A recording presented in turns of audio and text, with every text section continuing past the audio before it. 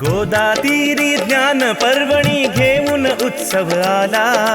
गोदातीरी ज्ञान पर्वणी घेऊन उत्सव आला. वसंत व्याख्यानमाला ही वसंत व्याख्यानमाला. वसंत व्याख्यानमाला आली वसंत व्याख्यानमाला. मुहूर्त मेढम गोरानडे न्यायमूर्तींनी रोवली. जोड त्याला वझेराव साहेबांची मग लाभली. कुसुमांच्या या गावामध्ये कुसुमांच्या या गावामध्ये ज्ञान यज्ञ पेटला. कुसुमांच्या या गावामध्ये ज्ञान यज्ञ पेटला. वसंत व्याख्यानमाला ही वसंत व्याख्यानमाला. वसंत व्याख्यानमाला आली वसंत व्याख्यानमाला. पुष्प गुंफिले सुंदर पहिले वाचस्पती भिडेनी. ज्ञान कुंभ तो प्राशन केला पुण्यवान लोकांनी. परंपरेला जगद्गुरूंचा परंपरेला जगद्गुरूंचा आशीर्वाद लाभला. परंपरेला जगद्गुरूंचा आशीर्वाद लाभला. वसंत व्याख्यानमाला ही वसंत व्याख्यानमाला. वसंत व्याख्यानमाला आली वसंत व्याख्यानमाला.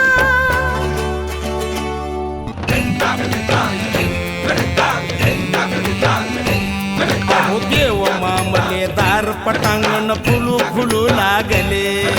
लोकहिताला शिलेदार ही निस्वार्थी लाभले. खडतर होता मार्ग तरी पण खडतर होता मार्ग तरी पण जागर ना थांबला. खडतर होता मार्ग तरी पण जागर ना थांबला. वसंत व्याख्यानमाला ही वसंत व्याख्यानमाला.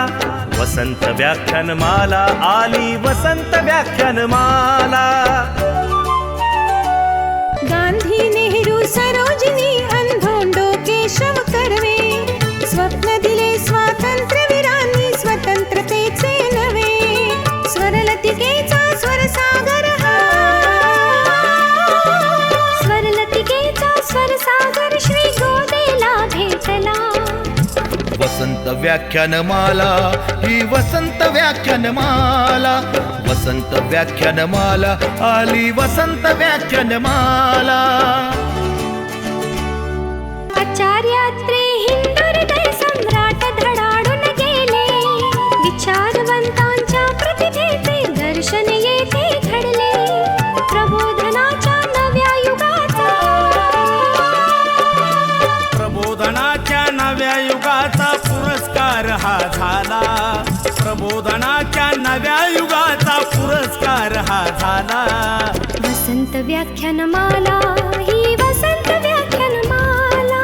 वसंत व्याख्यानमाला आली वसंत व्याख्यानमाला.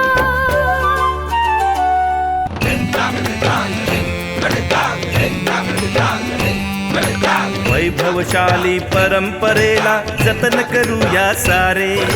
ज्ञानामृत हे घेण्यासाठी गोदा काठी या रे. कला गुणांचा संस्कारांचा कला गुणांचा संस्कारांचा मंगलमय सोहळा. कला गुणांचा संस्कारांचा मंगलमय सोहळा. वसंत व्याख्यानमाला ही वसंत व्याख्यानमाला. वसंत व्याख्यानमाला आली वसंत व्याख्यानमाला. वसंत व्याख्यानमाला ही वसंत व्याख्यानमाला. वसंत व्याख्यानमाला आली वसंत व्याख्यानमाला. वसंत व्याख्यानमाला ही वसंत व्याख्यानमाला. वसंत व्याख्यानमाला आली वसंत व्याख्यानमाला.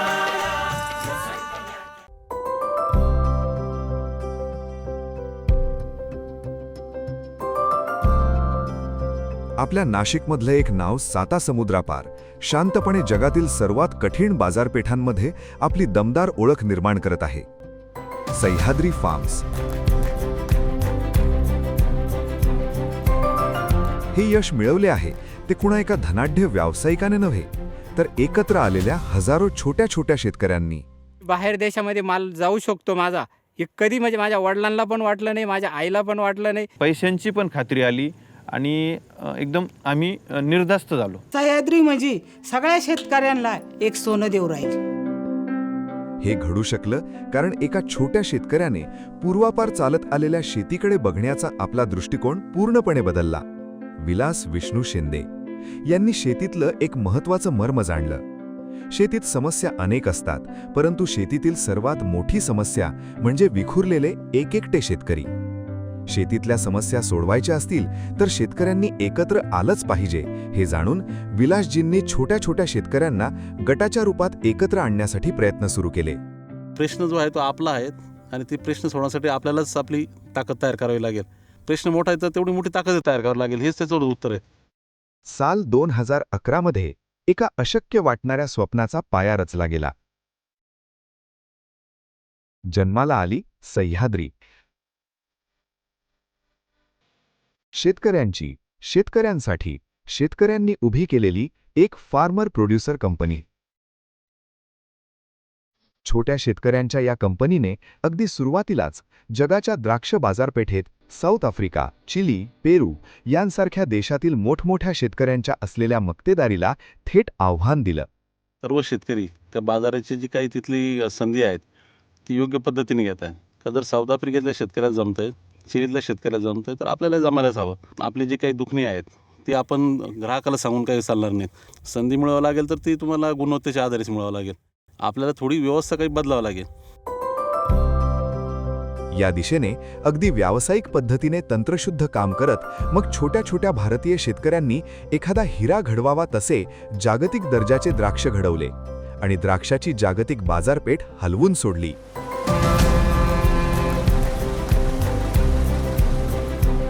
पाहता पाहता स्वतः पुढाकार घेऊन संशोधन आणि प्रयोग करून द्राक्षाच्या अनेक नवीन व्हरायटीचे उत्पादन सुद्धा सह्याद्रीने भारतात प्रथमच सुरू केले.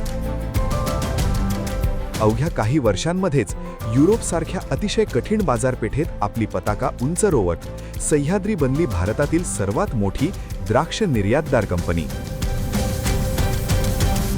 शेतीकडे एक इंडस्ट्री म्हणून बघत या हजारो छोट्या छोट्या शेतकऱ्यांनी फार्म टू फोक या संकल्पनेवर आपला हक्क प्रस्थापित केला. संपूर्ण मूल्य साखळीवर आपला दावा सांगितला. यामुळे संपूर्ण नफा शेतकऱ्यांच्या पदरी पडू लागला. शेतकरी बनले कंपनीचे शेअर होल्डर्स. 2015 पासून मी या सह्याद्रीच्या कंपनीत भागीदार आहे. त्याच्यामुळं मला सह्याद्रीचा एक खूप मोठा अभिमान आहे. आज फक्त द्राक्षच नव्हे तर इतरही अनेक पिकांमध्ये सह्याद्रीने मोठी झेप घेतली आहे. उदाहरणार्थ टोमॅटो.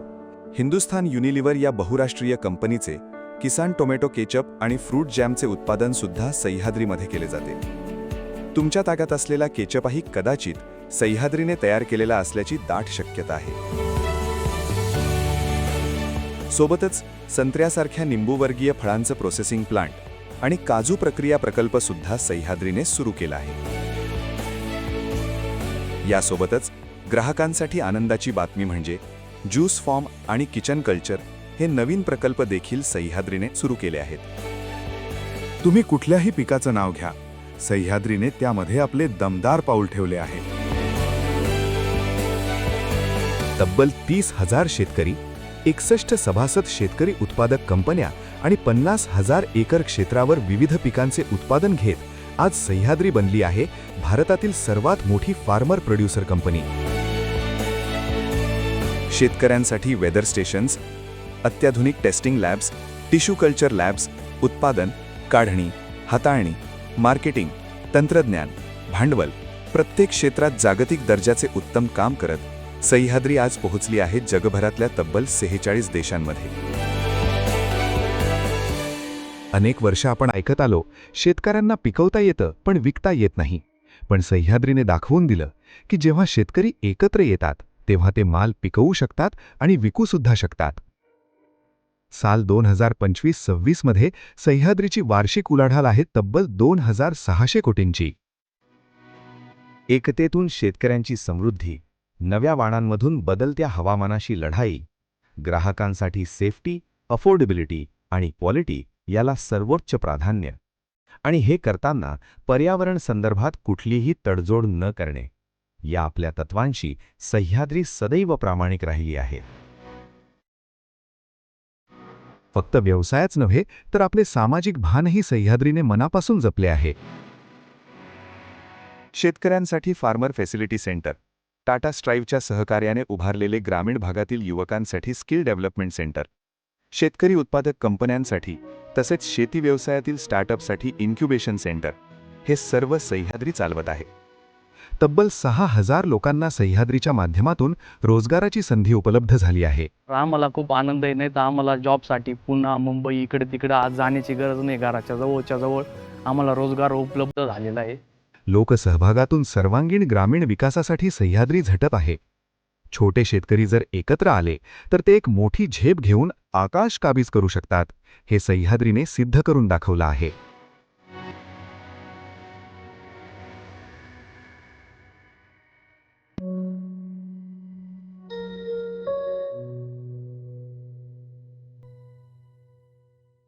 नमस्कार.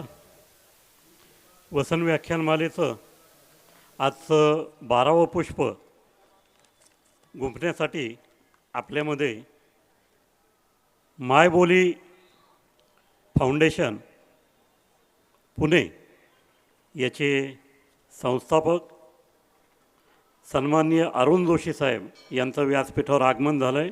आपण टाळ्यांच्या गजरात त्यांचं स्वागत करूया. 103व्या वर्षातलं आजचं हे 12वं पुष्प स्वर्गीय निर्मलाताई दातार यांच्या स्मृतिप्रित्यर्थ आपण आयोजित केलेलं आहे. सह्याद्री फार्म हे आपले मुख्य प्रायोजक आहेत आणि सामाजिक कार्यकर्ते इनोव्हा रबर्स या कंपनीचे संस्थापक हेमंत बक्षी हे आजच्या कार्यक्रमाचे प्रायोजक आहेत. आपण प्रारंभी स्वर्गीय निर्मलाताई दातार यांच्या जीवनावरील चित्रफित पाहूया आणि त्यानंतर अरुण जोशी साहेबांना मी विनंती करतो की आपण निर्मलाताईंच्या प्रतिमेला पुष्पहार अर्पण करावा.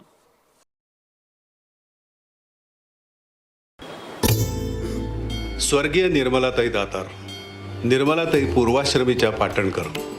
त्यांचं शिक्षण नाशिकमध्येच झालं. परीक्षेचा फॉर्म भरण्यासाठी डॉक्टर गोगटेंनी त्यांना ऐनवेळी केलेली मदत आणि नंतर ते पैसे परत न घेता दिलेला संदेश, अडचणीत कोणीही असेल तर त्याला मदत कर, म्हणजेच माझे पैसे मला पोचले असं मी समजेन, या संदेशाला शिरोधार्य मानूनच त्याने सेवाव्रत अंगीकारलं. हर्सुल गावातल्या गरजूंच्या समस्यांबाबत सरकार दरबारी आणि जनतेकडे जाऊन त्यांना आवश्यक ती मदत केली. नाशिकच्या मल्हारखाणीतल्या महिलांना स्वच्छतेचे महत्त्व समजावले. प्रत्यक्ष कृतीतून त्यांना स्नानासाठी आडोशाच्या जागा निर्माण करून दिल्या. तिथल्या महिलांच्या डोक्यातील उवांवर केमिस्टकडून विविध औषधं गोळा करून त्या औषधांच्या वापराचे प्रात्यक्षिकासह ज्ञान दिले. त्यांच्या आरोग्य शिक्षणासाठी शिबिरं घेतली. स्त्रीरोग तज्ज्ञांना बोलवून आरोग्याविषयी, स्वच्छतेविषयी मार्गदर्शन केलं.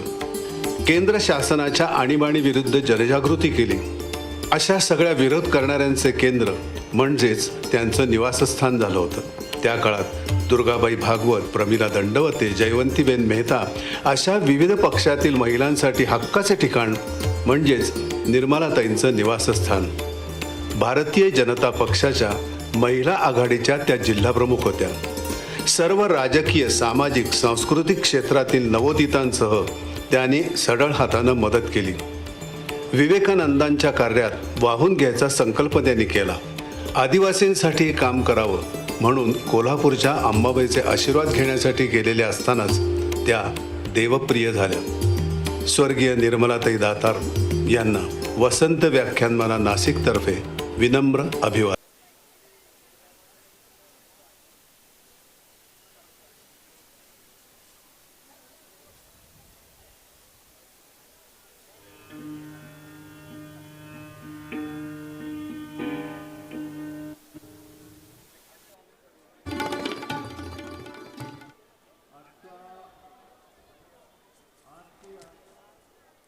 वसन व्याख्यानमालेचं आजचं दुसरं पुष्प या ठिकाणी जयंत चांदवडकर प्रस्तुत हिट्स ऑफ मेलडीज या कार्यक्रमाद्वारे सादर होणार आहे आणि ज्येष्ठ चित्रकार मधुकर जाधव जे कमला विजय या सुप्रसिद्ध अशा आपल्या जुन्या हॉटेलचे संचालक आहेत, ते मधुकर जाधव यांच्या चित्रांचं प्रदर्शन आपण या ठिकाणी आयोजित केलेलं आहे. आजचे वक्ते सन्माननीय अरुण जोशी साहेब हे अतिशय सुसंस्कृत, वैचारिक आणि कार्यशील असे वातावरण असलेल्या मुंबईच्या विलेपार्ल्यामध्ये राहिला आहेत. पार्ले टिळक विद्यालय, टिळक मंदिर, सावरकर सेवा केंद्र अशा अनेक ठिकाणी त्यांनी लहानपणापासून सहभाग घेऊन आपला संपर्क आणि सर्व समाजविमुक्तता वाढवली. त्यातच वडिलांच्या समाजकार्यात सहभागी होऊन उत्कर्ष मंडळ, सोबती, सामुदायिक प्रार्थना उपक्रम, रक्तदान शिबिरे या वडिलांच्या सामाजिक कामांना त्यांनी मदत केली. आनंदाची गोष्ट म्हणजे या संस्था व उपक्रम गेली 40-50 वर्षे आजही अत्यंत सुव्यवस्थितपणे सुरू आहेत. अरुणजींनी समाज आणि देशसेवेसाठी ठोस आणि जेन्युइन काम करण्याची जडणघडण या विलेपार्ल्याच्या वातावरणातच झालेली आहे. VJTIमधून इंजिनिअरिंग झाल्यावर अमेरिकेत कना स्टेट ऑफ युनिव्हर्सिटीत त्यांनी MS करून इंटेल कॉर्पोरेशनमध्ये 14 वर्षे विविध पदावर नोकरी केली आहे आणि हाय टेक्निकल कॉर्पोरेट कल्चर आणि लीडरशिपचा खूप मोठा अनुभव त्यांना त्या ठिकाणी मिळाला. पुढे युनिव्हर्सिटी ऑफ कॅलिफोर्निया बर्कलेमध्ये MBA झाल्यावर 2 टेक्नॉलॉजी स्टार्टअप सुरू करण्यात त्यांना यश आलं. पुढे 2020-21 साली व्हॉर्टॉन विद्यापीठात डाटा आणि आर्टिफिशियल इंटेलिजन्स या विषयावर त्यांनी अधिक शिक्षण घेतलं. सध्या ते व्हिज्युलॉन इंक ही सॉफ्टवेअर कंपनी चालवतात. त्याचबरोबर इंडिक्स स्क्रिप्ट रिसर्च फोरम, रागा NXT आणि मायदेश फाउंडेशन या नॉन प्रॉफिट संस्थांतर्फे विविध सांस्कृतिक आणि सामाजिक प्रोजेक्टवर पूर्ण वेळ लक्ष ठेवून असतात. इंडिक्स स्क्रिप्टची टीम मोडी स्क्रिप्टवर AI मशीन ट्रान्सलेशनच्या प्रयत्नात आहे.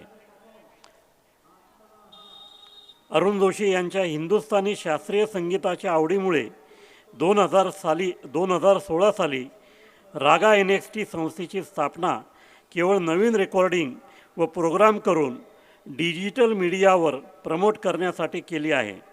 आत्तापर्यंत 56 नवीन फुल लेंथ क्लासिकल अल्बम्स आणि 4 कलात्मक स्टेज शोजची निर्मिती त्यांच्या संस्थेच्या मार्फत झालेली आहे आणि आपलं जे जुनं शास्त्रीय संगीत आहे त्याचं संगोपन करण्याचा एक चांगला उपक्रम अरुण जोशी यांनी सुरू ठेवलेला आहे. जोशी फाउंडेशनचे मायदेश फाउंडेशन ट्रान्सफॉर्मेशन करून आणि नवीन बोर्ड मेंबर्सची टीम करून गेली 4 वर्षे अरुण जोशी हे हिस्टॉरिक आणि कल्चरल हेरिटेज वास्तू, म्युझियम आणि जुन्या जिल्हा परिषदेच्या शाळा यांचे रिबिल्डिंग, रिस्टोरेशन आणि टोटल रिन्युएशनचे प्रकल्प त्यांनी हाती घेतले आहेत. आजच त्यांनी भगूर येथे सावरकरवाडा कशा प्रकारे माहितीपूर्ण मोमेंटम करता येईल याबद्दल रणजित सावरकर यांच्याबरोबर मीटिंग करून ते आपल्यामध्ये आलेले आहे. नुकतंच रत्नागिरी येथे जे 200 वर्षापूर्वीचं सार्वजनिक वाचनालय आहे त्याचीही नव्याने उभारणी करण्याचं जे काम झालं त्याच्यामध्ये अरुण जोशी साहेबांचा मोठा सहभाग आहे. त्याचबरोबर विलेपार्ले येथे जे स्वातंत्र्यवीर सावरकर स्मारक आहे त्याचंही नव्याने उभारणी करण्याचं बहुमोल काम साहेबांनी केलेलं आहे. आपल्या भाषणामध्ये ते आपल्या कार्याची सविस्तर माहिती आपल्याला देतील. समाजाचे ऋण फेडणाऱ्या सामाजिक प्रकल्पांमागच्या माझ्या प्रेरणा हा त्यांचा आजचा व्याख्यानाचा विषय आहे. मी व्याख्यानमालेच्या कार्याध्यक्षा संगीता बापना आणि उपाध्यक्ष उषा तांबे यांना विनंती करतो, आपण अरुण जोशी यांचा व्याख्यानमालेच्या वतीनं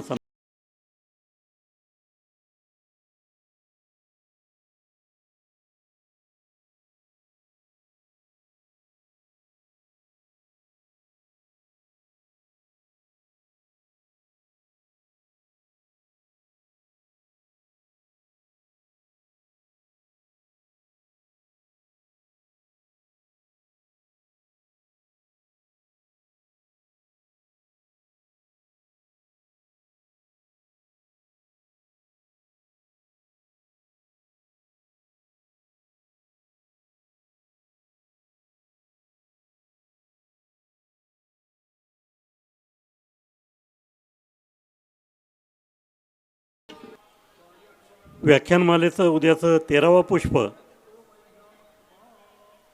सोल डोंगकुक विद्यापीठ साऊथ कोरिया या ठिकाणचे शास्त्रज्ञ डॉक्टर गजानन घोडके हे गुंफणार आहेत.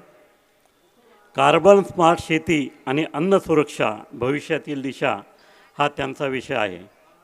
आज आपण या ठिकाणी मधुकर जाधव यांच्या चित्रांचं प्रदर्शन आयोजित केलं आहे.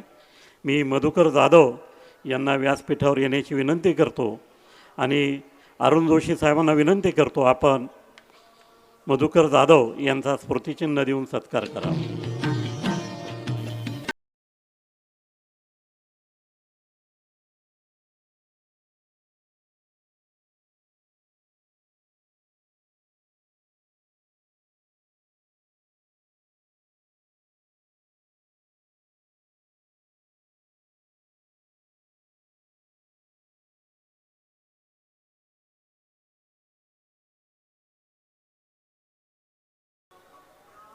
उद्या व्याख्यानमालेच्या दुसऱ्या सत्रामध्ये गोल्डन व्हाईस स्टुडिओ प्रस्तुत मस्ती भरा समा हा कार्यक्रम सादर होईल आणि कलानिकेतन महाविद्यालयाच्या विद्यार्थ्यांचं चित्रप्रदर्शन या ठिकाणी आयोजित केलं जाणार आहे. गुरुवार दिनांक 14 मे 2026 छत्रपती संभाजी महाराज यांची जयंती. पहिल्या सत्रामध्ये इतिहास आणि दुर्ग अभ्यासक आणि शिवव्याख्याते संदीप तापकीर हे पुण्याहून आपल्यामध्ये येणार आहेत. शिवरायांशी नित्य आठवावे नि जीवित तृणवत मानावे हा त्यांच्या व्याख्यानाचा विषय आहे. व्याख्यानाच्या दुसऱ्या सत्रामध्ये महाराष्ट्र शासनाच्या सांस्कृतिक कार्य विभागाच्या वतीनं शिवछत्रपती वारसा शौर्याचा हा अतिशय आगळा वेगळा आणि भव्य कार्यक्रम या ठिकाणी सादर होईल. सुमारे 50 कलावंत या कार्यक्रमामध्ये सहभागी असतील आणि पोवाड्यांपासून सर्व वेगवेगळे उपक्रम आपल्याला प्रत्यक्ष व्यासपीठावर या ठिकाणी अनुभवता येणार आहे. 15 मे रोजी पुणे येथील आयकर आयुक्त डॉक्टर नितीन वाघमोडे हे आपल्याशी संवाद साधणार आहेत. पाणी संकट, आजची वस्तुस्थिती आणि उद्याची जबाबदारी, लोकसहभागातून जलक्रांती हा त्यांच्या व्याख्यानाचा विषय आहे. वाघमोडे साहेब हे सातारा जिल्ह्याच्या मान या भागातले आहे आणि अत्यंत दुष्काळी प्रदेश म्हणून मानची ओळख आहे. त्या ठिकाणचा पाणी प्रश्न सोडवण्यासाठी वाघमोडे साहेबांनी मोठं योगदान दिलं आहे. दुसऱ्या सत्रामध्ये सुप्रसिद्ध सतारवादक रविचारी यांचा सितार सिम्फनी हा कार्यक्रम या ठिकाणी सादर होणार आहे. 14 आणि 15 असे 2 दिवस सलग मोठे भव्य कार्यक्रम या ठिकाणी आपण आयोजित केले आहेत. आपण नागरिकांनी मोठ्या संख्येने या कार्यक्रमाचा आस्वाद घ्यावा. ज्यांना येथे येणं शक्य नसेल त्यांनी यूट्यूबच्या माध्यमातून हा कार्यक्रम आपण बघू शकता. आपल्या सर्व रसिक श्रोत्यांचं तसेच यूट्यूब आणि समाज माध्यमांवर या कार्यक्रमाचा आस्वाद घेणाऱ्या सर्व श्रोत्यांचं मी मनपूर्वक स्वागत करतो आणि आदरणीय अरुण जोशी यांना विनंती करतो, आपण आपल्या पुष्पास प्रारंभ करावा. समाजाचे ऋण फेडणाऱ्या सामाजिक प्रकल्पांमागच्या माझ्या प्रेरणा हा जोशी साहेबांचा आजचा विषय आहे. धन्यवाद. तसंच कमिटीला, तुमच्या वसंत व्याख्यानमाला कार्यकारी मंडळाला माझे थँक्स, आभार बोलायल्याबद्दल. आज गोदाकिनारी ही संधी दिल्याबद्दल आणि ही संधी मिळाल्याबद्दल मी आयुष्यभर त्याचं लक्षात राहील माझ्या. आणि विषय पण असा दिला आहे की ज्याच्यामध्ये मी खरोखर इंटरेस्ट आहे, जेन्युइनली इंटरेस्टेड आहे.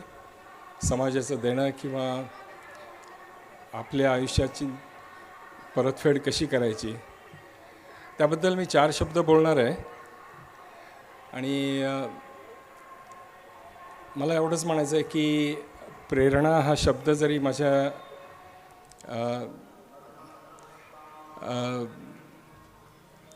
विषयात महत्त्वाचा असला आणि तो प्रत्येकाच्या आयुष्यात प्रेरणा हा निरनिराळ्या प्रकारे येतो.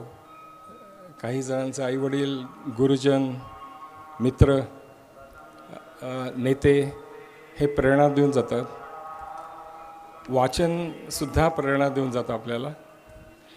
माझ्या बाबतीत म्हणायचं झालं तर माझ्या लहानपणापासून माझ्या वडिलांनी केलेलं काम आणि सामाजिक संस्थांची स्थापना हे मला वाटतं सर्वात माझ्यावर जास्त इम्प्रेस करून गेलं. त्याच्यावर मी भाग घेतला आणि मी त्यांनी केलेलं काम पाहिलं. तर थोडीशी बॅकग्राऊंड मला सांगायला आवडेल याबद्दल, कारण माझं प्रेरणास्थान हे माझे आजोबा आणि माझे वडील आहेत बेसिकली. सो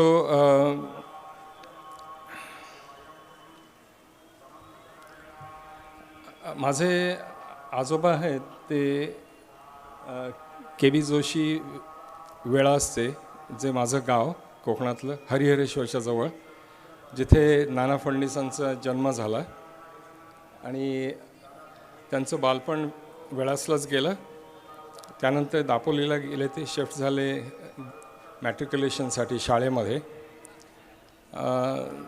त्यात एक सांगायची चांगली म्हणजे त्यांनी किती उद्योगी होते त्याचा विचार करा तुम्ही. त्यांच्या लक्षात आलं की लोकमान्य टिळक यांनी रायगडावर शिवाजी महाराजांचे उत्सव चालू केलेला आहे. तेव्हा सगळी मित्रमंडळी 1899 साली रायगडाला भेट द्यायला गेली. माझे आजोबा के.बी. जोशी स्वतः केशवराव म्हणत, त्यांना केशव म्हणत, अर्थात 18-19 वर्षाचे असतील, लोकमान्यांना भेटले आणि त्यांनी सांगितलं की तुम्ही शिवाजी महाराजांचा उत्सव इथे करताय, मी करू का नाना फडणवीसांचा आमच्या ठिकाणी. अर्थात लोकमान्य टिळकांनी त्यांना अक्षरशः पूर्णपणे मदत करायची परवानगी दिली. आणि त्याप्रमाणे 1900 साली, म्हणजे जे शताब्दी वर्ष आहे नाना फडणवीसांच्या मृत्यूचं, तेव्हापासनं माझ्या आजोबांनी वेळास गावामध्ये हा उत्सव सुरू केला. आणि ह्या उत्सवाला पहिल्याच वेळेला लोकमान्य टिळकांनी 25 रुपये पाठवले, नाना फडणवीसांचं चित्र पाठवलं आणि एक भाषण लिहून पाठवलं त्यांच्याकरता. आणि सांगितलं की मी येऊ शकत नाही, दिलगिरी आहे माझी, पण हा उत्सव चांगल्या प्रकारे व्हावा अशी माझी इच्छा आहे. लक्षात घ्या, तेव्हा ब्रिटिशांचं राज्य होतं जिकडे तिकडे. तेव्हा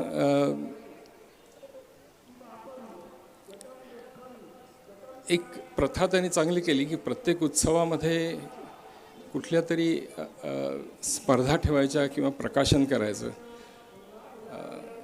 1902 साली त्यांनी ऐतिहासिक पुरुषांचे उत्सव करावे का हा विषय ठेवला होता. तर सगळ्या कमिटीनी, तरुण मंडळी असतील आणि स्वतः लोकमान्य टिळक असतील, त्यांनी विनायक दामोदर सावरकरांचा लेख सर्वात जास्त निवडला, तो वाचला गेला. आणि आठवड्याभरातच इंग्रज सरकारने त्या लेखावर बंदी आणली.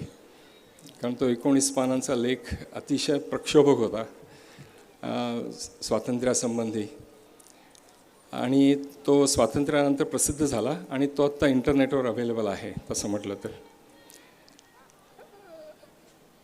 पण त्यानंतर म्हटलं तर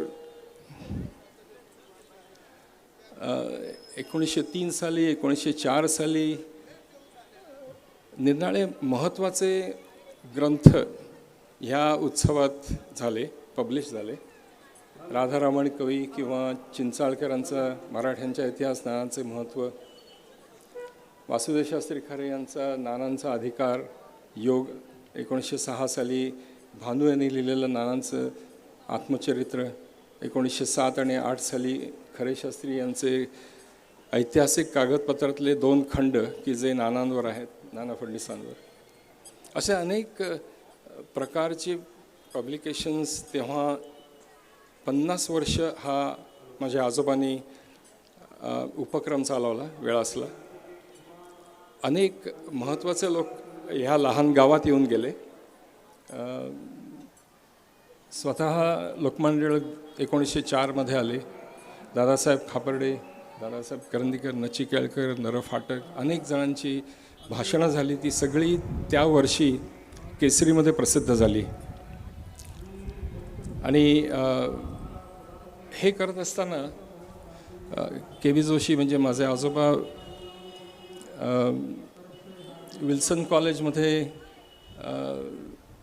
शिकत होते मुंबईच्या, आणि ते शिक्षण झाल्यावर त्यांनी 1904 ते 10पर्यंत सेक्रेटरिएट म्हणजे इंग्रज सरकारचं अर्थात नोकरी केली.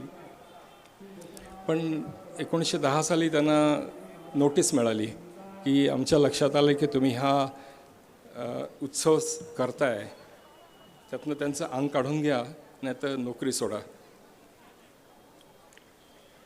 अर्थात आजोबांनी तेव्हा नोकरी सोडली. तेव्हा त्यांनी एक साईड बिझनेस सुरू केला होता रॉयल कमिशन एजन्सी नावाने, की ज्याच्यामध्ये त्यांनी बंगालहून बाबू अरविंद घोष यांचे वंदे मातरम दैनिक आणि बिपिनचंद्र घोष यांचं युनायटेड इंडिया नावाचं साप्ताहिक, या संबंध महाराष्ट्रासाठी एजन्सीज त्यांनी घेतल्या होत्या. अनेक बंगाली विचारवंतांची त्यांची भेटगाठ झाली. त्यावेळी ते मुंबईत होते. 1911 ते 13 त्यांनी जोशी लिमय मंडळींची स्थापना केली, आणि त्यात त्यांनी 1.5 ते 2 वर्ष किराणामालाचा व्यापार केला. अर्थात 21 वर्षाचे होते साधारण.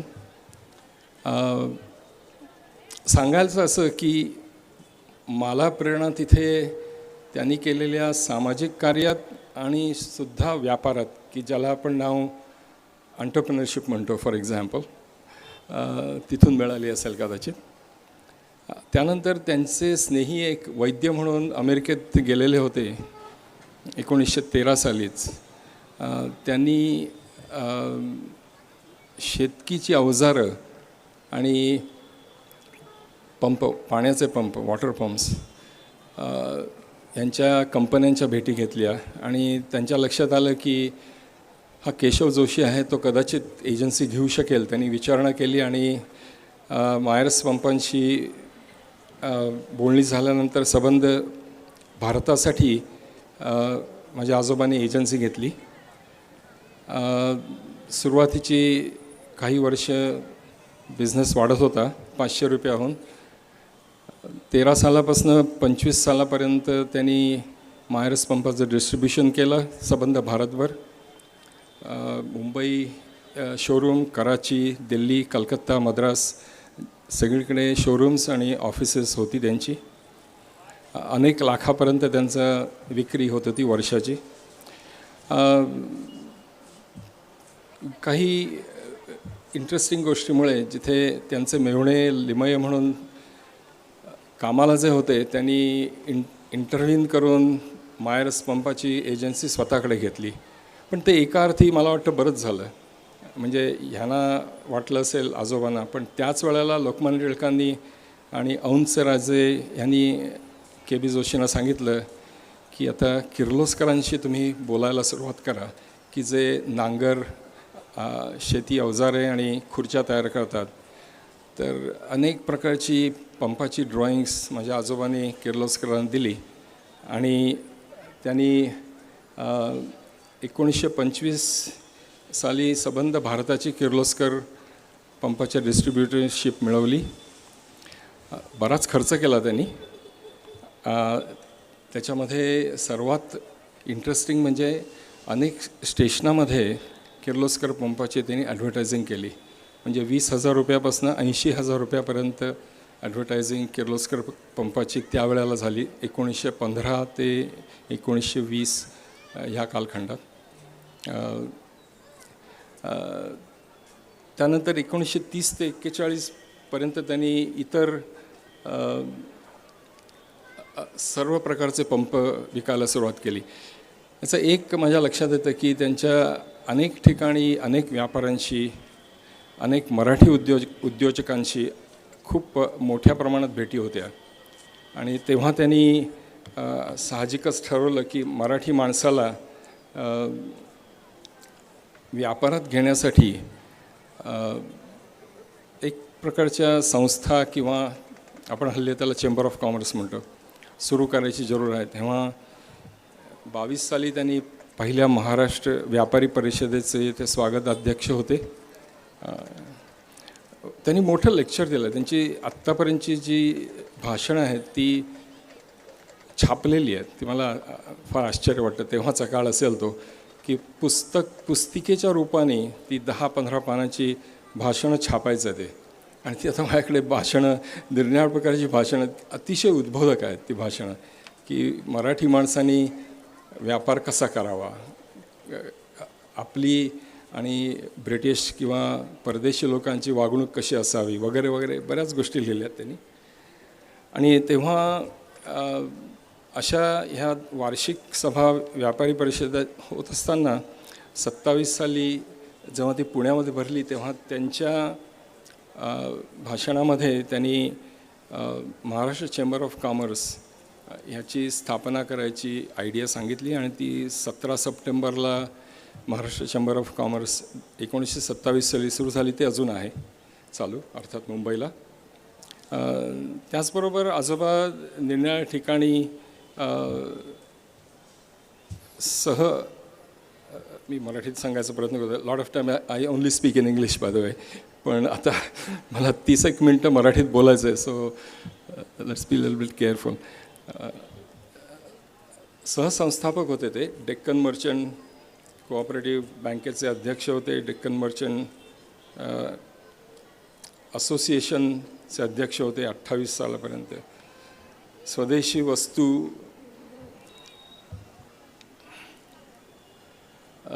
प्रचारणी सभा, मुंबईच्या ब्राह्मण सभेचे सहसंस्थापक वगैरे अनेक ठिकाणी त्यांनी लीडरशिप दाखवली ज्याच्यामध्ये त्यांचा अनुभव त्यांना आला. जवळजवळ त्यांनी 30 वर्ष बिझनेस केला अतिशय सक्सेसफुली माझ्या मते. आणि इतर उद्योजकांच्या पेक्षा माझे वडील आणि त्यांचे भाऊ हे काही बिझनेसमध्ये इंटरेस्टेड नव्हते. Very interesting. नाहीतर हा पुढे चालला असता. अर्थात नाव पण त्याचं KV जोशी अँड सन्स होतं, पण सन्स काही आले नाहीत. पण सांगायचं असं म्हणजे की माझे वडील जास्त करून त्यांच्याकडनं सामाजिक कार्यात काय घेता येईल हे त्यांचं लक्ष त्याच्यात होतं जास्ती. आणि काही चित्र आहेत आता त्यांनी KV जोशींनी प्रसिद्ध केलेली. 50 वर्ष जो नाना फर्निचरचा सोहळा झाला त्याचंही संबंध मोठं पुस्तक आहे. सगळी भाषणं आहेत त्याच्यामध्ये. त्यांनी 1905 साली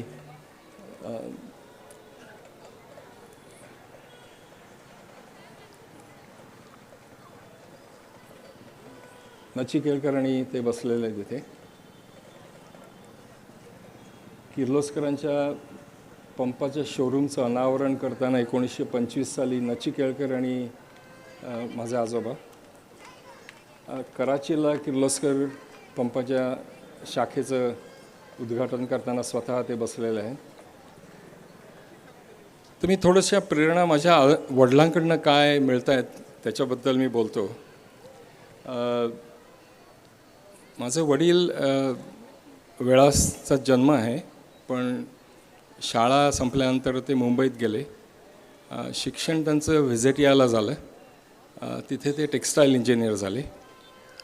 आणि सांगायचं म्हणजे की त्यांनी मी वाढत असताना संबंध वेळ ते जितके त्यांच्या कामात 35 वर्ष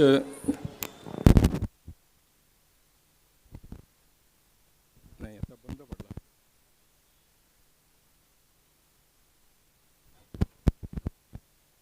35 नाही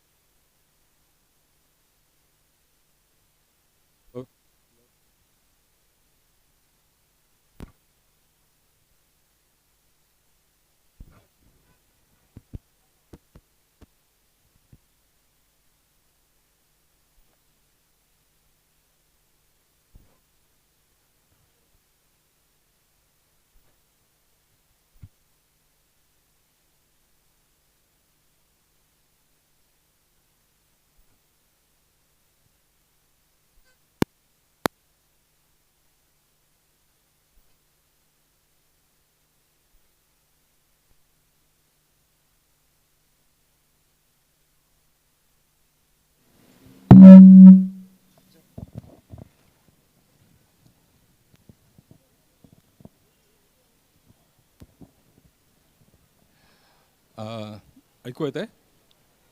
ओके, ग्रेट. हे छान आहे. जवळजवळ 35 वर्ष त्यांनी नोकरी केली. अनेक टेक्स्टाईल्स मिलमध्ये भारतभर त्यांनी फिरले. ते सिनियर कन्सल्टंट होते अनेक गोष्टीमध्ये. पण महत्त्वाचं म्हणजे त्यांनी स्वतःला 1936पासनं 1964पर्यंत म्हणजे वयाच्या अंदाजे 16व्या वर्षापासून ते राष्ट्रीय सेवक संघामध्ये कार्यशील होते. दादरला त्यांनी प्रथम पाटीलवाडीमध्ये हे पण चालू आहे का? दोन्ही चालू आहे. हा वापरू का?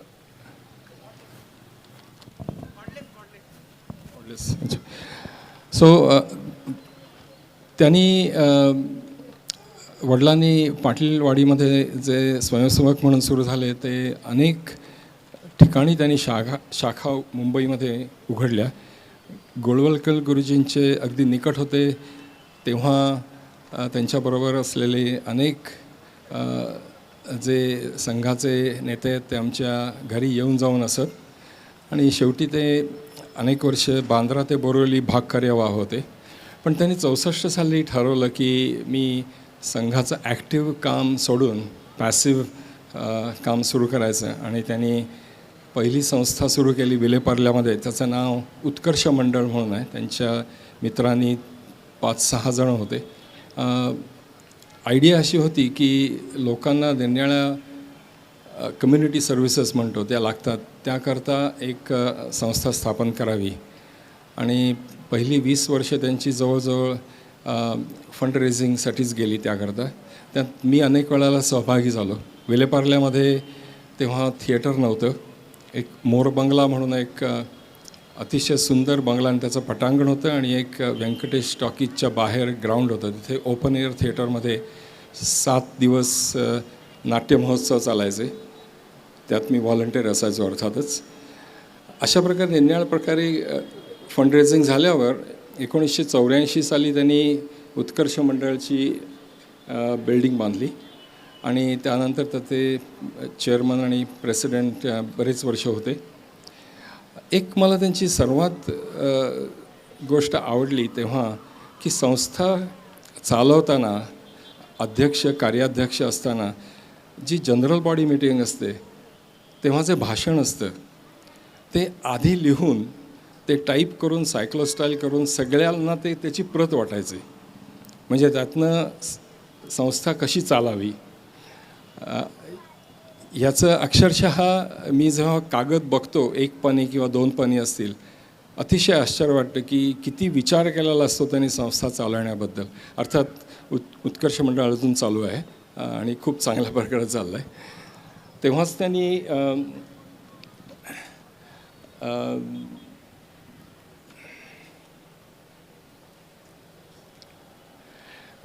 त्यांनी ॲक्च्युली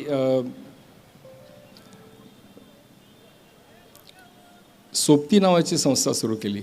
ज्येष्ठ नागरिक त्यांचे 2 मित्र घेऊन, पग सुर्वे लेखक आणि फडणीस मास्तर अशा तिघांनी एक संस्था सुरू केली सोबती 1980 साली, आणि ती पण आजतागायत चालू आहे. खूप मोठी आहे ती.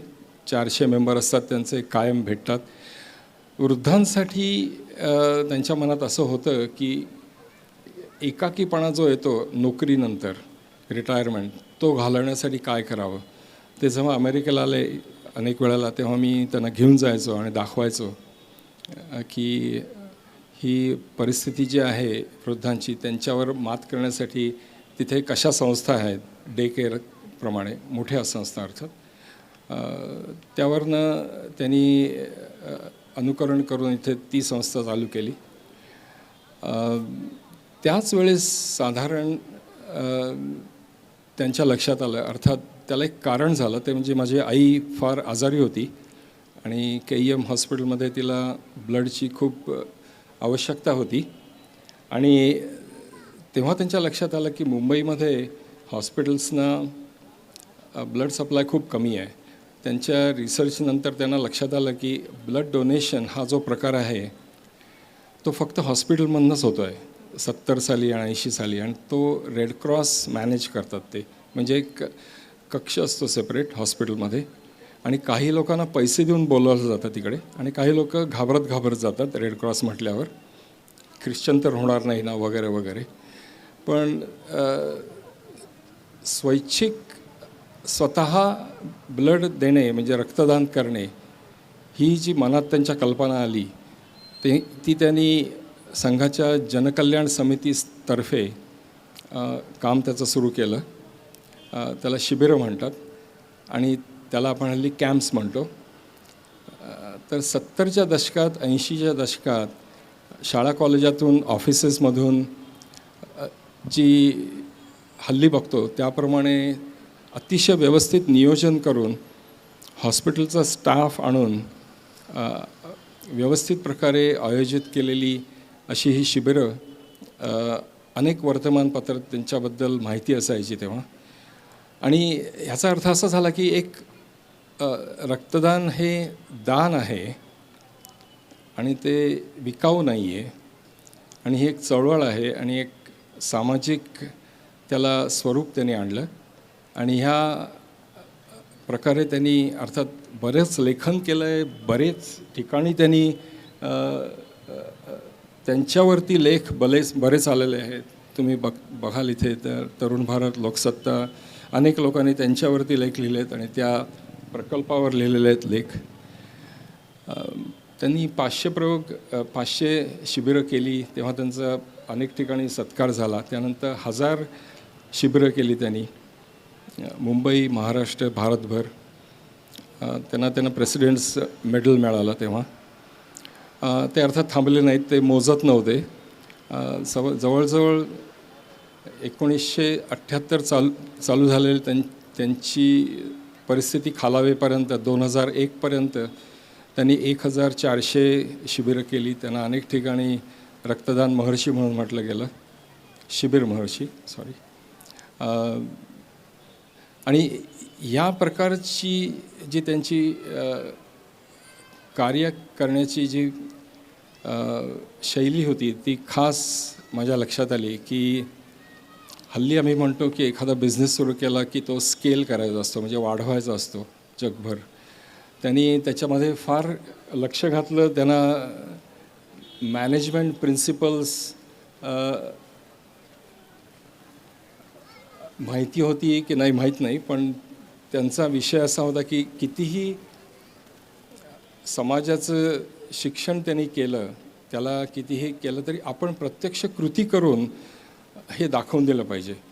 की ते शिबिर भरताना काय करता येईल. त्यांनी कीर्तनं पण लिहिली, त्यांनी कविता लिहिल्या, त्यांनी भाषणं दिली, अनेक ठिकाणी जाऊन ते लिहायचे. अमेरिकेत आलेले असताना मी त्यांना 4 वेळेला रेड क्रॉसच्या ऑर्गनायझेशनमध्ये घेऊन गेलो. त्यांनी कंप्लीट स्टडी केला की रक्ताचं सेपरेशन कसं करतात, त्याची साठवणूक कशी करतात, ट्रान्सपोर्टेशन कसं करतात. पुढे त्यांनी शुक्रवार पेठेमध्ये पुण्याला जनकल्याण समितीमध्ये एक मजल्याला सबंध उपकरणं भेट देऊन अतिशय सक्सेसफुली ती ब्लड बँक आत्ता चालू आहे. अर्थात जनकल्याण समितीच्या 18 शाखा आहेत महाराष्ट्रभर ब्लड बँक म्हणून. पण त्यांनी विविध प्रकारे हा चालू ठेवला. आता अर्थातच सांगायला नकोच की अनेक ठिकाणी ब्लड डोनेशन कॅम्प्स होतात. आता 14 जूनला जागतिक ब्लड डोनेशन दिवस आहे आणि 17 जूनला त्यांचा वाढदिवस आहे, जवळ आहे. त्यामुळे आम्ही पण काही कॅम्प्स करू. So that was something very interesting I thought.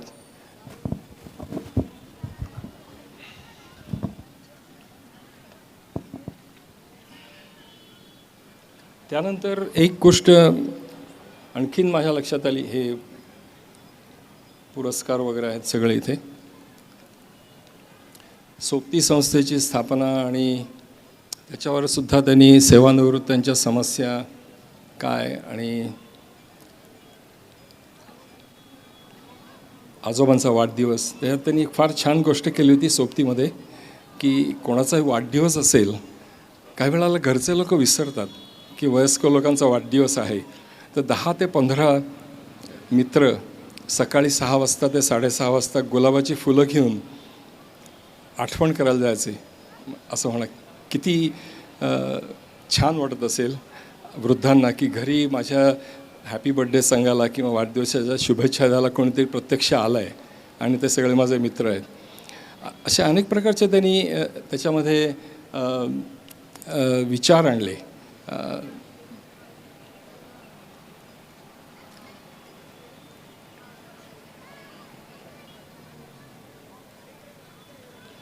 हा एक उपक्रम जो सुरू केला त्यांनी तो पण अजून चालू आहे. म्हणजे त्यांनी ज्या ज्या संस्था सुरू केल्या त्या 50 वर्ष अजून चालू आहेत. सामुदायिक प्रार्थना त्यांना लक्षात आलं की ख्रिश्चन दर रविवारी किंवा मुसलमान एकत्र मिळून जे करतात त्याला एक प्रकारची शक्ती असते त्याच्यात. त्यांना असंच म्हणायचं होतं की आपण सुद्धा एकत्र येऊन प्रार्थना म्हणूया. दर संकष्टीला 21 मिनटं संध्याकाळी 7 वाजता त्यांनी हा उपक्रम सुरू केला. पार्ल्यामध्ये पार्लेश्वर मंदिराच्या गणेश मंदिरात आणि नंतर दत्त मंदिर राम मंदिरामध्ये त्यांनी स्वतः तो 13 वर्ष चालवला. त्याकरता संकष्टीच्या आदल्या दिवशी प्रार्थना लिहून काढून स्वतः टाईप करून सायक्लोस्टाईल किंवा कॉपीज काढून ते माझ्याकडे द्यायचे आणि स्वतः जायचे पार्ले स्टेशनवर लोकांना वाटून सांगायचे उद्या या म्हणून. तर त्यांनी अर्थात 13 वर्ष हा चालवला आणि त्यानंतर अर्थात त्यांनी दुसऱ्यांकडे चालवायला दिला आणि आता पटवर्धन आहेत म्हणून ते चालवतात हा सगळा. तर सामुदायिक प्रार्थना ही जी कल्पना आहे त्याच्यावर त्यांनी अनेक प्रकारची नवाकाळमध्ये हा उपक्रम काय आहे, विचार आचार मंत्र अनेक प्रकारचे आणि अशा प्रकारचं ते लिहायचं की काय होणार आहे. हा 13व्या वर्षाचं आहे पार्लेश्वर गणेश मंदिरामध्ये. सो बेसिकली त्यांनी जे उपक्रम केले ते मला अनुकरण करावंसं असे वाटतात की जे समाजात नाही आहे ते कसं आणता येईल आणि ते कसं रुजवता येईल. आता वसंत व्याख्यानमालासुद्धा बघा कल्पना काढली असेल 103 वर्ष चालू आहे. म्हणजे जे पार्ल्यात आहे ते नाशिकात पण आहे. म्हणजे जी संस्था काढली ती चालवली ती वाढवली आणि अजून टिकून आहे.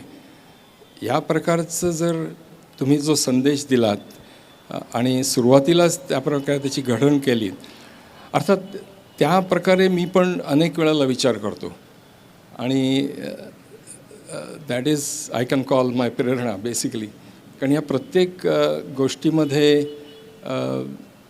त्यांनी जो विचार आणला करण्यामध्ये तो नवीन होता. म्हणजे रक्तदान शिबिर हे घेताना हॉस्पिटलमधून बाहेर आणणं त्याला आणि पब्लिक प्लेसमध्ये करायचं 70च्या आणि 80च्या दशकात आणि अनेक करून रक्ताची जी नीड आहे ती कमी करायची हॉस्पिटलना सप्लाय करून. तसंच कम्युनिटी सेंटर उत्कर्ष मंडळासारखं जे अजून चालू आहे, 4 मजली इमारत आहे त्यांची. सामुदायिक प्रार्थना पण अजून चालू आहे. त्याप्रमाणे माझी पण जडणघडण त्याप्रमाणेच होत गेली असं मला वाटतं अनेक वेळेला. सो मी पण काही संस्था सुरू केल्या आहेत अर्थात, त्याबद्दल मी थोडंसं बोलतो आत्ता आणि मग भाषण संपवतो. पण मी अमेरिकेत असताना 3 एक संस्था सुरू केल्या त्या चालू आहेत. अर्थात मराठी मंडळ मी सुरू केलं 1990 साली जिथे राहत होते तिकडे. त्यानंतर एक एंटरप्रेन्योरशिप ग्रुप आहे खूप मोठा, त्याची एक ब्रँच मी काढली आमच्या गावामध्ये 2008 साली. ती अजून व्यवस्थित चालू आहे. नंतर वर्ल्ड अफेअर्स काउन्सिल की जी 60 वर्षे जुनी अमेरिकेतली संस्था आहे त्याच्यातमध्ये मी ट्रस्टी होतो 7 वर्ष आणि बोर्ड मेंबर होतो. अनेक कार्यक्रम केले. अनेक कार्यक्रम म्हणजे मला खास आठवत आहे की इंटरनॅशनल स्पीकर सिरीज म्हणून तिथे एक आता तुम्ही करता तसं वर्षातनं एकदा असतात पण ते मोठ्या प्रमाणात की ज्याच्यामध्ये प्रत्यक्ष दलाई लामा येऊन गेलेत. 8,000 लोकांनी अटेंड केला तो कार्यक्रम. बिल क्लिंटन येऊन गेलेत. अनेक मान्यवर व्यक्तींनी तिथेसुद्धा भाषणं केलेली आहेत. खूप अनुभव मिळाला तिथे मलासुद्धा या गोष्टी अरेंज करण्याचा. तर हिंदुस्थानी क्लासिकल म्युझिक मला लहानपणापासून ऐकायला आवडतं. म्हणजे अगदीच सांगायचं झालं तर 10-12 वर्षापासून वेलेपार्ल्यातल्या टिळक मंदिर म्हणून एक संस्था आहे, जुनी संस्था. तिथे भीमसेन जोशींचं गाणं मी ऐकायला गेलो होतो. मला ती अक्षरशः आठवण ताजी आहे. आणि मी पहिला लहान असताना खाली मांडी घालून बसलो होतो. माझा पाय जरा जास्त पुढे होता, तो काही भीमसेनजींना आवडला नाही. त्यांनी मला खुणा करून सांगितलं ती नीट मांडी नीट घाल तू, माझ्याकडे बोट नको त्या पायाचं. पण ऐकायला मला फार आवडतं. मी प्रत्यक्ष शिकायला असं जाऊन खूप रियाज करून आशिष रानडे बसला त्यासारखं काही केलं नाही मी. पण त्या दृष्टीने माझा विचार असा आला की एस्पेशली मी बर्कलेमध्ये होतो तेव्हा मी म्युझिक डिपार्टमेंटमध्ये जाऊन त्यांना विचारलं तुमच्याकडे हिंदुस्थानी क्लासिकलमध्ये किती कलेक्शन आहे. त्यांनी अक्षरशः ती ठराविक नावं घेतली. किशोरी आमोणकर आहेत, जसराज आहेत, भीमसेन जोशी आहेत. पण त्यानंतर आम्हाला वाटतं की शिकवण्यासारखं भारतीय शास्त्रीय संगीतात काही नाही आहे, कारण नवीन आर्टिस्टचं काही येत नाही आहे विशेष. आम्ही ऐकलेलं नाही आहे विशेष काही असं अल्बम्स नाही काही नाही. तेव्हा मी 10 वर्षापूर्वी स्टुडिओ रेकॉर्डिंग सुरू केलं. अतिशय प्रथितयश कलाकार व्होकलिस्ट यांचं. अर्थात कार्यक्रम पण केले, स्टेज शो सगळे ओरिजिनल. सो आयडिया वॉज रागानेक्स या संस्थेची की काही रेकॉर्डिंग करायचं, प्रोग्राम करायचे ती परत मोहम्मद रफीची गाणी परत नाही म्हणायची, सगळं नवीन असायला पाहिजे. बंदिशी नवीन असायला पाहिजेत किंवा गायक नवीन असायला पाहिजेत. आणि ते रेकॉर्डिंग स्टुडिओ सेटअपमध्ये करून जेवढा खर्च येईल तो करून ते प्रमोट करायचं ग्लोबली इंटरनेटवर अर्थात. सो बऱ्यापैकी प्रोग्राम झाले. हा कृष्णांजली नाशिकला झाला आहे गेल्या वर्षी इथे तुमच्या मोठ्या सभागृहात. ह्याच्यातसुद्धा फार सुंदर गाणी आहेत, सगळी नवीन गाणी आहेत. हा जो ह्याच्या आधीचा जो रसिया म्हणून आहे तो सगळी गाणी त्याची वैभव जोशींनी लिहिली होती ब्रिजभाषेतली. आणि अर्थात तुम्ही ओळखत असाल पुढे बसलेले अशोक पत्की आणि श्रीराम करुणालहरी. हा पण अतिशय सुंदर कार्यक्रम होता रामकृष्ण वझे यांच्याबरोबरचा. अल्बमसुद्धा काही केलेत. शरयू दातेचा अल्बम आहे, आर्या आंबेकरचा अल्बम आहे. आत्ताच गेल्या आठवड्यातच आम्ही प्रथमेश लगाटे आणि मुग्धा वैशंपायन यांचा नवीन अल्बम केला आहे. सुंदर झालेला आहे अल्बम तो फार. त्यानंतर दुसरी ॲक्टिव्हिटी म्हणजे श्रीकांत सरांनी सांगितलं त्याप्रमाणे आधी माझं जोशी फाउंडेशन म्हणून होतं. मी 4 मोठे प्रोजेक्ट केले होते गेल्या 20 वर्षात. पण मला त्याचं नाव आवडेना, कारण जगभरात 35 जोशी फाउंडेशन आहेत बाय द वे. सो त्याला काही अर्थ नव्हता. पण मी मायदेश फाउंडेशनच्या नावाने काही माझ्या आवडीचे, माझ्या माहितीचे जे प्रकल्प आहेत, प्रोजेक्ट आहेत, ते घ्यायला मी सुरुवात केली. चांगले बोर्ड मेंबर आहेत. कौस्तुभ गद्रे, राजन जोग, डॉक्टर संजय कुलकर्णी आणि सुबोध भावे असे आमचे बोर्ड मेंबर आहेत. कार्यशील आहेत, खूप मदत करतात. त्यांच्याशिवाय काही प्रोजेक्ट होऊ शकत नाही. आता भारतीय इतिहास संशोधन मंडळाला 120 वर्ष झाली. मी पुण्यात सदाशिव पेठेत जात असे तिकडे. पण परिस्थिती अतिशय खालावलेली. तिथे मी जवळजवळ 10 वर्ष जाऊन तिथे श्रीकृष्ण भावे म्हणून प्रेसिडेंट होते. त्यांच्या मागे लागून गयावया करून मी म्हटलं मी ह्याचं रिनोव्हेशन कंप्लीट करायला तयार आहे. पण त्यांचा काही विश्वास बसेना माझ्यावर. त्यांना वाटायचं की मी डेव्हलपर आहे आणि 10 मजले फ्लॅट बांधून त्याच्यावरती त्यांना जागा देणार. ते काही, पण अनफॉर्च्युनेटली कोविडमध्ये त्यांचं निधन झालं आणि माझे मित्र प्रदीपदादा रावत BJPचे एक्स MP, ते आता प्रेसिडेंट आहेत, त्यांनी ताबडतोब परवानगी दिली आणि आम्ही त्याचं रिनोव्हेशन केलं अतिशय उत्कृष्ट प्रकारे. सगळं रिस्टोअर केलं. सगळा दगड आणि सगळे लाकडं, आतल्या सगळ्या गोष्टी अशा होत्या आतमध्ये. अतिशय सुंदर हे झालेलं आहे कार्य. आणि ह्याच्यामध्ये ऑडिओ सिस्टीम आहेत व्यवस्थित, सिटिंग चांगलं आहे. मुख्य म्हणजे ह्याच्या दोन्ही साईडला अक्षरशः खराब अशी वार्षिक अहवाल, कागद, जुने पाने पडलेले, ऐतिहासिक गोष्टी नाही तिथे. त्या दुसरीकडे स्टोअर केलेल्या होत्या रुमालांमध्ये. त्या सगळ्या साफ करून तिथे क्लासरूम्स तयार केले आम्ही. 4 मोठ्या क्लासरूम्स शिक्षणासाठी.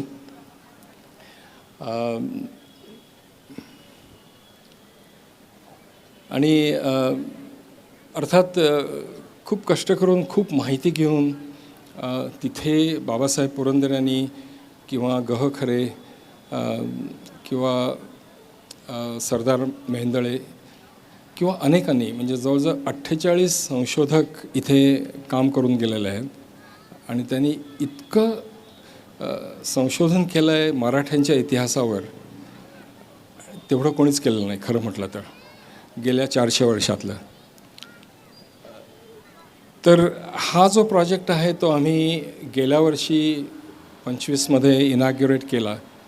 आणि त्यानंतर आता मोठा म्युझियम करावा अशी त्यांची अपेक्षा आहे माझ्याकडून, की ज्याच्यामध्ये त्यांचं कलेक्शन आहे. तुम्हाला आश्चर्य वाटेल, त्यांच्याकडे 25 लाख मोडीचे कागद आहेत, फरमानं आहेत, शिवाजींची पत्रं आहेत, अनेक सरदारांची मोडीमध्ये लिहिलेली रुमालच म्हणतात ते, 40,000 शस्त्र आहेत, 20,000 नाणी आहेत. आणि इतकी मौल्यवान आहेत काही गोष्टी. तर ह्या संशोधकांनी जर ठरवलं असतं की ह्यातलं काहीतरी थोडंसं विकायचं, त्यांना केवढा तरी पैसा मिळाला असता. पण ती इतक्या गोष्टी त्यांच्या ज्या आहेत त्या चांगल्या प्रकारे मांडायला पाहिजेत. तर तो एक प्रोजेक्ट मी घेतो आहे आत्ता. हे सावरकर सेवा केंद्र विलेपार्ल्याचंच तसं मोडकळीला आलं होतं खूपच 40-45 वर्षात. तसं म्हटलं तर एक प्रॉमिनंट प्लेस आहे की जिथे चांगले कार्यक्रम व्हायचे. पण तिथे कंप्लीट रिनोव्हेशन करून नवीन प्रकारची मांडणी करून हा प्रोजेक्ट आम्ही आत्ताच पूर्ण केला आणि उद्घाटनाला सावरकरांवर 2 जी पुस्तकं लिहिली आहेत, विक्रम संपत, ते स्वतः आले होते. त्यांनी अतिशय सुंदर भाषण केलं.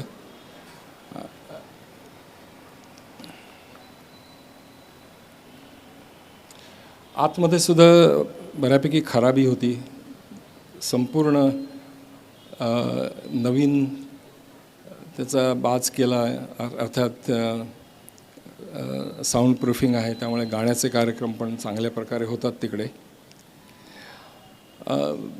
मी काही दाखवणार आहे ते फक्त जिथे आम्ही MOU केलं आहे ते. आता फर्ग्युसन कॉलेजमध्ये हॉस्टेल नंबर 1मध्ये सावरकर 3 वर्ष राहिले आणि त्यांची खोली ह्या हॉस्टेलमध्ये आहे, पण त्याचा आवार त्या हॉस्टेलचं फार खराब आहे.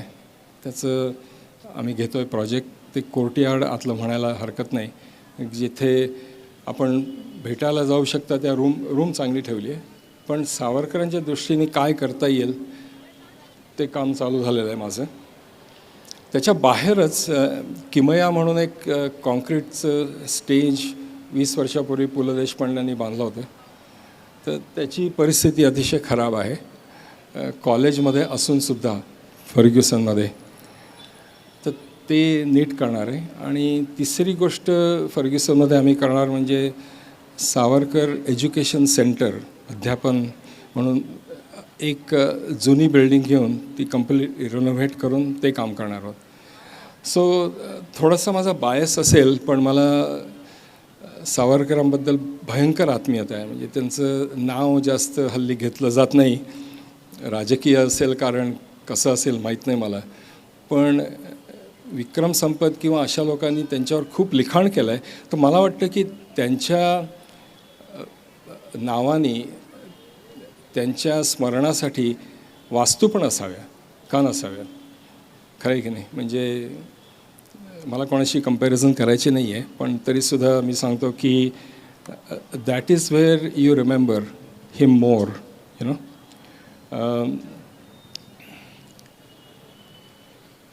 हा रत्नागिरीचा प्रोजेक्ट फार इंटरेस्टिंग आहे. तिथे 1828 साली ब्रिटिशांनी बांधलेलं वाचनालय, मराठी नगर वाचनालय, त्याचं रिनोव्हेशन करून हल्ली काय असतं, ही जुनी वस्तू इतकी मोक्याच्या ठिकाणी आहे रत्नागिरीला, कलेक्टरच्या ऑफिसची शेजारी होती. ब्रिटिशांनी स्वतःकरता ती लायब्ररी सुरू केली होती आणि ती अजून चालू होती. ती आता चांगली मंडळी ती चालवतात. त्याचं रिनोव्हेशन करून जवळजवळ 1.5 लाख पुस्तकं आहेत तिथे. टिळक स्वतः, टिळकांचे वडील, टिळकांचे आजोबा सगळेजण गेलेले आहेत आणि सगळे महाराष्ट्रातले प्रथितीय लेखक रेफरन्ससाठी जातात. 200-200 वर्ष मराठी, जुनी मराठी पुस्तकं आहेत तिथे. पण तिथे FSI मिळतो हल्ली, FSI. तर त्याच्यावरती आम्ही 220 सीटचं ऑडिटोरियम करतो आहे आणि त्याच्याही वरती मायदेश कम्युनिटी सेंटर असेल. की आमचं प्रपोजल असं आहे की त्याला सावरकर कम्युनिटी सेंटर म्हणावं, पण ते अजून त्या कमिटीनी त्यांच्या ॲग्री केलेलं नाही आहे. बघूया होतं आहे का ते नाही. सो हा एक आणखीन सध्या प्रोजेक्ट चालू आहे. शाळांमध्ये आता ही वेळाची शाळा कंप्लीट अपडेट केली मी. आत्ता केळशीची शाळा पूर्णपणे बांधून आत्ताच 2 महिन्यात पूर्ण होईल. केळशी हे दापोलीच्या जवळ आहे, वेळास पण दापोलीच्या जवळच आहे तसं म्हटलं तर. मी फक्त जिल्हा परिषद शाळाच बघतो, कारण जिथे खरोखर 140 ते 150 वर्षांची लेगसी आहे. म्हणजे ब्रिटिशांची मुलं पण जायची जिल्हा परिषद शाळेत तेव्हा. पण एनिवे आत्ता त्यांची पडझड इतकी आहे अनेक ठिकाणी, कोण लक्षच देत नाही, पण सरकारचं लक्षच नाही. आणि त्यासारख्या ठिकाणी मला वाटतं की काम करायला मला खूप आवडतं. एक 20 शाळातनं मी कम्प्युटर लॅब्स सुरू केलेले आहेत. त्यांना आम्ही सॉफ्टवेअर देतो आणि सेटअप कंप्लीट तयार करून देतो. हा एक माझा पूर्वीचा प्रोजेक्ट आहे. मी जोशी फाउंडेशन असताना कर्वे इन्स्टिट्यूटचे महर्षी कर्वे इन्स्टिट्यूट जी आहे पुण्याला, तिथे मुलींसाठी कॉलेज बांधलं आणि ते अजून अर्थात चालू आहे चांगलं, कमिन्स कॉलेजच्या शेजारीच, तेव्हाचा फोटो आहे. सो थोडक्यामध्ये मला काही गोष्टी दाखवायच्या होत्या आणि माझ्या ह्या प्रेरणा कुठून येतात, अर्थात त्याच्यामध्ये हे समाजाचं देणं आहे. मला अपेक्षा काही नाही आहे, समाधान आहे.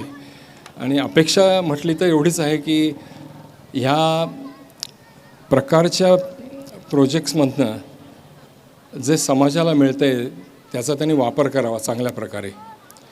आणि त्यामुळे जर आपलं संघटन वाढत असेल, आपली राष्ट्रीय अस्मिता वाढत असेल, तर त्या दृष्टीने काय करता येईल हे एवढंच मी विचार करतो की जुन्यातून काय शिकता येईल आणि जुन्या ज्या संस्था असतील त्यांना पाठबळ कसं देता येईल, त्यांना मॅनेजमेंट कन्सल्टिंग काय करता येईल, नवीन कार्यकारिणी मंडळाला काय मदत करता येईल, ह्या सगळ्या गोष्टीचा मी विचार करतो प्रत्येक ठिकाणी. आणि त्यांना थोडे चांगली जागा द्यायमुळे अर्थात ऑब्व्हियसली आता अर्थात मी काही सांगितलं नाही ते म्हणजे बेनी सरांनी सांगितलं. आम्ही आत्ता भगोरला थांबून रणजित सावरकर आणि म्हणजे मराठ्यांची मोठी मीटिंग झाली. सावरकरवाड्या हा कशा प्रकारे चांगला करता येईल की जिथे एज्युकेशनल माहिती, सावरकरांचं बालपण आणि मॉन्युमेंट म्हणून कसं करता येईल याचा आम्ही विचार केला. तर त्याला मी परवानगी दिली त्यांना की आम्ही ते घेऊ काम, म्हणजे माझं नाशिकला येणं वाढणार आहे ह्याचा अर्थ. सो आपण सगळेजण आलात आणि 4 शब्द ऐकलेत याबद्दल आपले आभार. आणि अर्थात कार्यकारी मंडळ आणि बेणी यांचे यांना थँक्स. थँक्यू. धन्यवाद जोशी साहेब. वसंत व्याख्यानमालेच्या आजच्या 103व्या वर्षामध्ये 11वं पुष्प 12वं पुष्प स्वर्गीय निर्मलाताई दातार स्मृती व्याख्यानमध्ये पहिलं पुष्प श्री अरुण जोशी संस्थापक माहिती फाउंडेशन पुणे यांनी गुंफलं. जोशी सरांचं आज व्याख्यान ठेवायचं मागे गरजे मराठीचा मोठा हात आहे. त्यांनी आम्हाला सहकार्य केलं. त्याचबरोबर गरजे मराठी आज 10 वक्ते पण त्यांनी दिलेले आहेत परदेशातले. आणि जोशी साहेबांचं आजपर्यंत जे सामाजिक काम आहे ते बऱ्यापैकी मोठं आहे, भरपूर मोठं आहे. आज आमच्या संस्थेला 103 वर्ष झाले. आमच्या संस्थेच्याही पाठीशी तुम्ही असंच भक्कम उभे राहाल अशी मी आशा करतो. जोशी साहेबांना धन्यवाद देतो.